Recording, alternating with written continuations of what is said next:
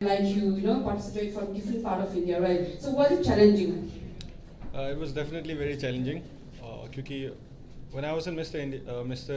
Arunachal तो it's just देखे आप ऑडिशन में अगर आप देखते हो तो मिस्टर अरुणाचल पे जो होता है about 100 people come for auditions जिनमें से about 20 select होते हैं जिससे top 5 and a winner. तो मिस्टर रूबरू मिस्टर इंडिया में जो होता है ऑडिशंस काफ़ी हज़ार लोग के होते हैं, हज़ार लोग ऑडिशन देते हैं पूरे इंडिया. ये एक नेशनल कॉन्टेस्ट होता है और ये पूरा नेशन का सबसे बड़ा मेल पेजेंट होता है. तो उसके लिए हज़ार लोग ऑडिशन देते हैं. उनमें से फिर शॉर्ट लिस्ट है 50-40 में भी 100. फिर उनसे फाइनलिस्ट बनते हैं. इस बार 32 फाइनलिस्ट थे हर कोने का, हर स्टेट का, हर जोन का, नॉर्थ ईस्ट साउथ वेस्ट सब जगह से. तो उनमें से कोई मॉडल्स होते हैं ऑलरेडी मॉडल्स, कोई ऑलरेडी फिटनेस मॉडल्स होते हैं, कोई एक्टर्स भी ऑलरेडी एक्टर्स होते हैं, कोई एस्टैब्लिश लोग होते हैं अलग अलग फील्ड से.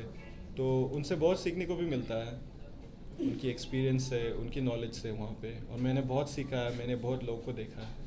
और ऑनेस्टली कंपटीशन बहुत हाई रहता है यहाँ पे. जैसे आप मतलब एक्सपेक्ट करते हो बिल्कुल ऐसा नहीं होता. मेरा पूरा लाइफ का पर्सपेक्टिव चेंज हो गया वहाँ जाकर कि क्योंकि इतनी डिफ़िकल्टीज़ मिलेगी आपको लाइफ में, वो तो मतलब जायज़ है. अभी फिर इंटरनेशनल में जाकर भी मैं एक्सपेक्ट ही करूँगा कि मुझे बहुत सारी डिफ़िकल्टीज़ मिलेंगी वहाँ पे. जैसे अगर सपोज सिंपल चीज़ फिज़िक की बात करें, height,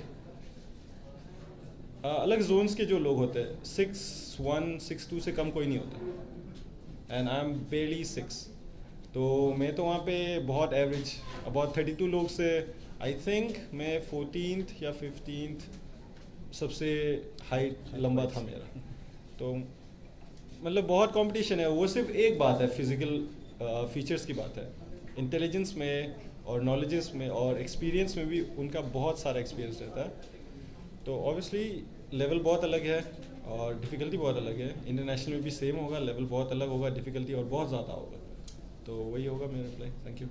And you as a winner and a title holder of Ruben Mr. India National Universe, would you agree to the notion that in the pageant industry, Miss India platform is more celebrated and hyped than the Mr. India?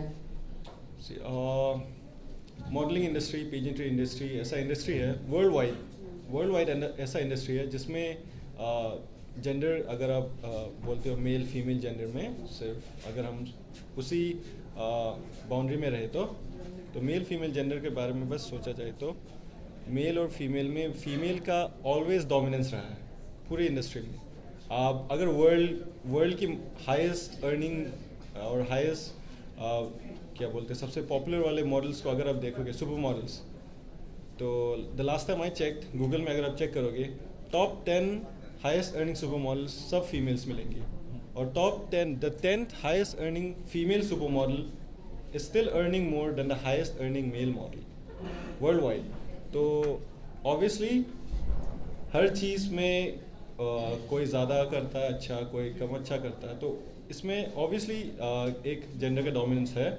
Females have always been superior in this aspect और in this industry.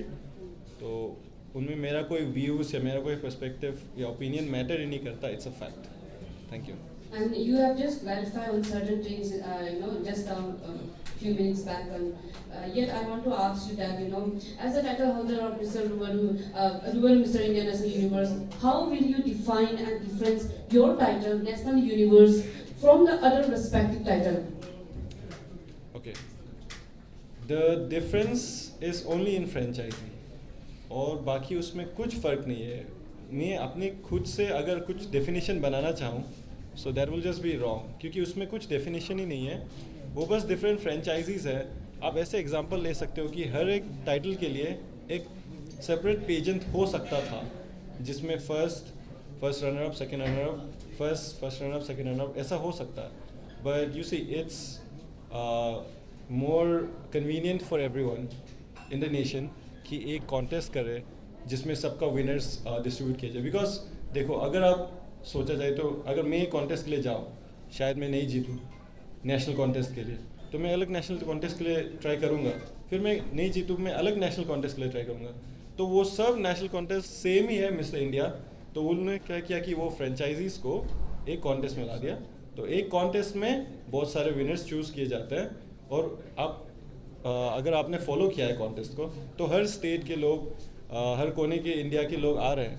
So it's the same thing, it's just that it saves time, saves energy, saves resources, and it's also eco-friendly, so that's best for everyone. Lecture. First of all, congratulations, Mr. Arunachal Masang. And Thank you. I just want to know, कि Mr. Arunachal, from Mr. Arunachal organization, how much did they help you in grooming and then also in training? And also I want to ask, कि travel tickets में and accommodation में, how much did the Mr. Arunachal organization help you? They helped me in every way possible. Thank you, ma'am.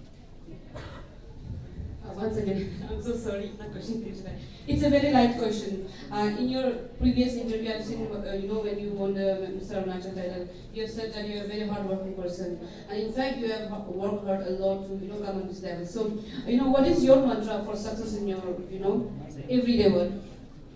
My mantra for success would be just remember that every day in your life should be as valuable as your entire life.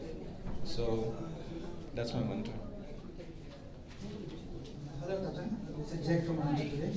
Hello. I have two questions for you. First of all, congratulations for your title. Thank you so much. So, my first question would be, winning Mr.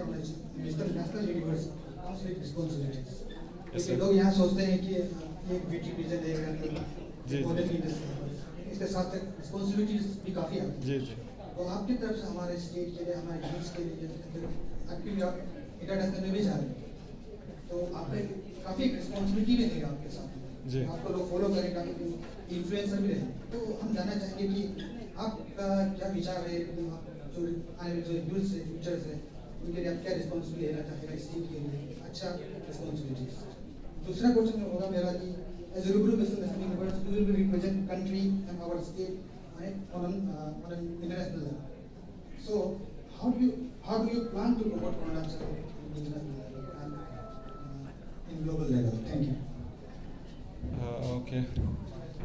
Question बहुत लंबा था, तो maybe I didn't understand everything clearly, पर जितना मैं समझा हूँ उनका मैं आपको बेस्ट रिप्लाई देना चाहूँगा।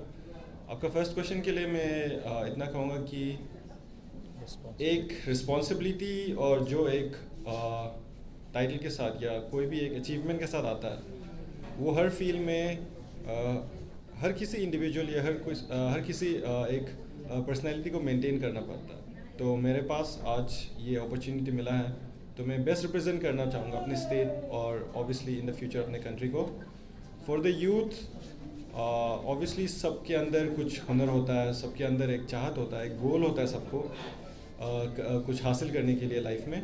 तो मैं उतना कहना चाहूँगा कि आप कभी मत सोचें कि कोई और क्या कहेगा, और कभी मत सोचिए कि शायद मैं ये चीज़ करूँ और इसमें अगर मैं मेहनत करूँ तो कोई और देखकर बोलेगा कि ये मतलब उसके लायक नहीं है, या अगर कोई उसको नीचा दिखाना चाहेगा। तो मैं बस उतना कहना चाहूँगा कि आप किसी और के बारे में ना सोचिए, अपना सुने और अपने दिल की सुने, and always try to work as hard as you can for your goal. And in the end जो लोग आपको बताते हैं कि शायद आप उतने अच्छे नहीं हो और आप कुछ चीज़ के लायक नहीं हो, वो लोग ही आपको शाबाशी देंगे। Thank you. मेरा दूसरा क्वेश्चन था कि अरुणाचल को कैसे रिप्रेजेंट करेंगे मैं इंटरनेशनल पूछना था कि आप हमारे स्टेट को किस तरह से प्रमोट करेंगे आने वाला जी ओके national and global, जी जी क्योंकि आप एक इन्फ्लुएंसर हैं। जी जी स्टेट को मैं ऑलरेडी रिप्रेजेंट कर चुका हूँ नेशनल लेवल में, और रिजल्ट्स आपके सामने। आई थिंक मैंने काफ़ी हद तक बहुत अच्छा काम किया है। अभी मैं नेशन को रिप्रेजेंट करने जा रहा हूँ इन सम कमिंग मंथ्स। तो नेशनल रिप्रेजेंटेशन के लिए तो फिर एक अलग लेवल पर मुझे केयरफुल रहना चाहिए होगा, और अलग लेवल पर मुझे हर एक चीज़ को बारीकी से देखना चाहिए होगा।